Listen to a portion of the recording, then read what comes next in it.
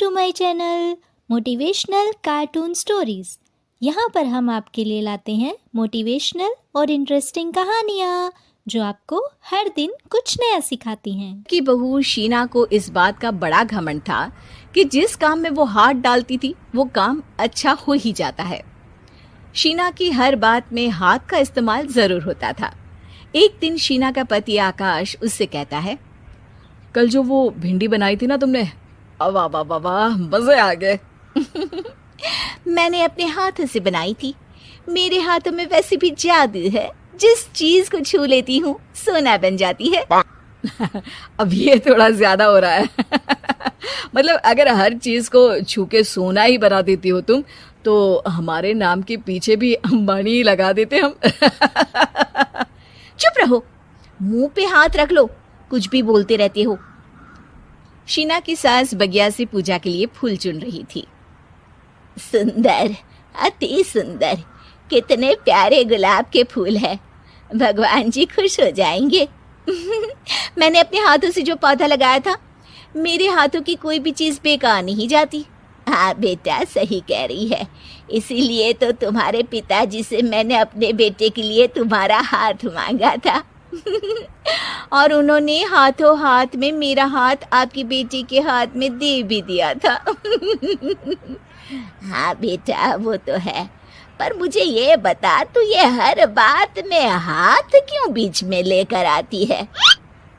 माँ जी, पंडित जी ने हाथ मेरा देखकर नैनीताल में कहा था कि मेरे हाथ जगन्नाथ हैं, मेरे हाथों से कभी कोई काम नहीं बिगड़ेगा। तो मेरे हाथों की तारीफ तो मुझे करनी पड़ेगी ना। हाँ हाँ, ठीक ही कह रही हो। वैसे तो मिलाओ हाथ इसी बात पर। शीना को न सिर्फ इस बात पे गर्व था कि उसके हाथ से सब अच्छा होता है, बल्कि घर के सारे काम भी वो पहले अपने हाथ से करती, फिर कोई दूसरा उन कामों को कर पाता। एक दिन शीना कपड़े धो रही थी। अरे घर में वॉशिंग मशीन है तो सही, खुद क्यों थक रही हो? कपड़े पहले मेरे हाथ से धुलेंगे, फिर वॉशिंग मशीन से। पहले हाथ की सफाई, फिर मशीन की धुलाई। अगर आज डाकू गब्बर सिंह होता ना, तो वो ये हाथ मुझे दे दे ठाकुर तुमसे जरूर कहता, और मैं तो दिलवा भी देता तुम्हारे हाथ। हर एक काम में हाथ बटाओ, ज्यादा जुबान न चलाओ, वरना दूंगी एक उल्टे हाथ से। क्या दोगी? कपड़े दूंगी, लो निचोड़ो। ऐसे ही एक दिन, अरे बहू, ये सोफे पर चढ़कर हाथ से पंखा क्यों घुमा रही हो? माँ जी, क्योंकि मेरे हाथ से घूमेगा तो ज्यादा अच्छे से हवा देगा। अरे बेटा, फिर तो तुम गाड़ी का पहिया भी हाथ से घुमा के मायके जाया करो। एक बार आकाश ने घर पर कार लाने की बात छेड़ी। माँ, सोच रहा हूँ कि एक कार लेकर आता हूँ। ले ले बेटा, क्यों नहीं? अरे पैसे हो तो हवाई जहाज भी ले लेना। हाँ, पैसा तो हाथ का मेल है, ले लेते हैं। इस हाथ पैसे देंगी, उस हाथ कार ले लेंगी। मुझे तो लगता है कि बहू कार भी अपने हाथों से धक्का लगाकर घर लाएगी। वो तो नहीं करूंगी, लेकिन सबसे पहले स्टीयरिंग पर हाथ मैं ही लगाऊंगी, ताकि गाड़ी का आना शुभ हो। अरे घर ले आने तो दो, फिर हाथ लगा लेना। लेकिन शीना नहीं मानती। अगले दिन ही सब कार लेने जाते हैं। शीना सेल्समैन से कहती है, भैया ये कार बहुत पसंद है, पैक कर दो। अरे ओ भाग्यवान, 2 मीटर कपड़ा नहीं है जो पैक करवा ले, जरा चला कर तो देखने दो। यस सर, बिल्कुल, टेस्ट ड्राइव कीजिए ना। अरे नहीं नहीं, सबसे पहले मैं हाथ लगाऊंगी गाड़ी को, मेरे हाथ अच्छे हैं। अरे यार, हाथ तो मैं भी धोता ही हूँ, और आजकल तो सैनिटाइजर से भी धोता हूँ।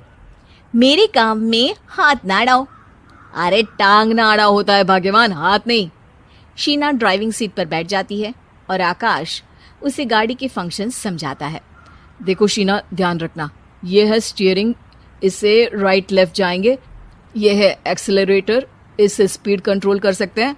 और उसी के पास में है ब्रेक, जो तुम्हारी जुबान में शायद मिसिंग है। ठीक है, ज्यादा भी सिखाने की जरूरत नहीं है। मेरी माँ तो कहती है कि मैं अगर अपनी शुभ हाथ लगा दूं तो जग घूम जाए, तो ये स्टीयरिंग क्या चीज है?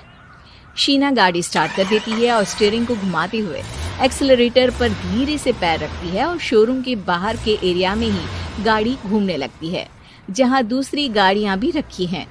देखा मेरे हाथों का कमाल। अब ब्रेक दबा दो, आगे गाड़ी है। शीना आगे गाड़ी देखकर घबरा जाती है और पाँव गलती से एक्सेलरेटर पर पड़ जाता है। कार आगे खड़ी एक बड़ी गाड़ी में घुस जाती है। दोनों कार से उतरते हैं। सेल्समैन भागते हुए आता है। अरे 7 लाख की गाड़ी खरीदने आए थे और 15 लाख की गाड़ी ठोक दी। Oh my God. आकाश की माँ, आकाश और शीना घबरा जाते हैं। इतना सारा पैसा कहाँ से आएगा? तभी वहाँ मैनेजर भी आ जाता है। पूरा माजरा समझता है। अरे टेंशन मत लीजिए, गाड़ियों का इंश्योरेंस था, आप जो कार लेने आए थे वही खरीद लीजिए। पर मैडम, जब तक आप सीख ना ले तब तक गाड़ी मत चलाइएगा। अभी तो आपने गाड़ी बस ठोकी है, जिसका बीमा भी था, लेकिन सड़क पे चलते हर इंसान का बीमा नहीं होता। अरे मेरे हाथों से छुप भी गया ना तो उसकी जिंदगी बन जाएगी, और अगर चला भी गया तो स्वर्ग ही पाएगा।